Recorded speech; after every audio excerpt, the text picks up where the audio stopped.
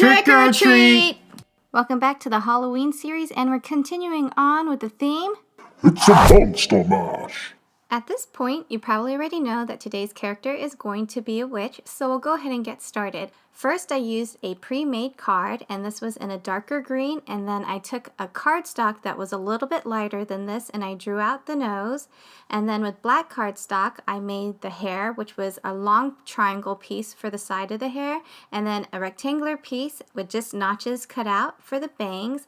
And then the eyebrows, if you've seen my other videos, are basically made in the same way. You're going to fold a strip of black cardstock, and then you're just going to draw out the eyebrow, and then when you cut it out, at first it's going to look like a unibrow, but then later on you'll cut this in half, so it'll be two separate pieces.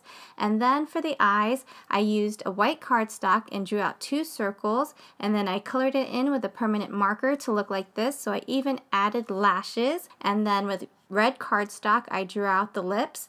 And so we're going to go ahead and build everything up right now. So I started off with the base, which was the green pre-made card, and then I layered on the bangs and the hair, and then the nose, the lips, the eyes, and then the actual eyeballs. I forgot to mention that as well. So you also need to create eyeballs or use googly eyes. It's up to you. And then the eyebrows. And so you'll see that the bangs and a little bit of the hair are actually protruding off the card. So if you wanted to, you can actually trim off some of the bangs and the top of the triangle where the hair is at. And now we need to make the hat. So the hat of the witch is basically going to be either an oval base or rectangular base. That'll be up to you. And a triangular piece for the top. And then I used a strip of orange cardstock and then a little piece of green cardstock, and I just notched out a little square so that I can create a buckle.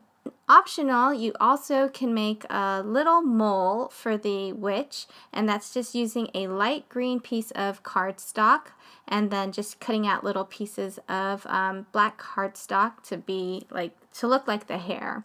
And so when you put everything together, it should look like this, and that is the completed card. So after you build this, you'll notice that this card is actually a lot larger than most cards. So I went ahead and made my own envelope. So I'm not sure if you're familiar with it, but usually when you buy gift wrapping paper, a lot of them don't come with the traditional tubes anymore. It's just like this really thick layer of rolled up cardboard paper. So that's what I'm using for my card, recycled paper. So I'm just going to take a piece of this and you're going to roll it out. It's going to be hard to do that at first, but you want to actually roll it out in the opposite direction so you can get it to lie flat. It will have a lot of wrinkles in it, but that's okay. That kind of adds texture to the envelope. So you're going to cut it so that you have enough room on the right and left hand side to put glue on there. So I added just a little bit of glue on each side, and then I just used my clothespins to hold it down for a while so I could do other stuff.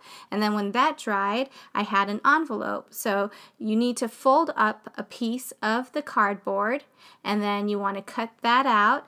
And then when that's done, you can decorate it. I used some leftover scrapbook paper to decorate mine, and then I printed out trick or treat with a question mark. And so I laid the card in here first, and I actually put all the facial features facing down because I don't want it to get ruined.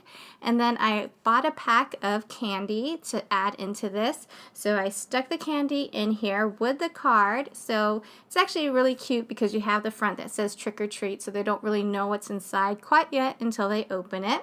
And then when they open it, they'll see the chocolate inside and the card. Also, to seal the card, or rather to seal the envelope, I just used a piece of washi tape. So that concludes today's tutorial on the witch card. I hope you guys enjoyed this, and to check out more characters, please feel free to visit my YouTube channel, My Creative Ego. Thanks again for watching, and have a wonderful day.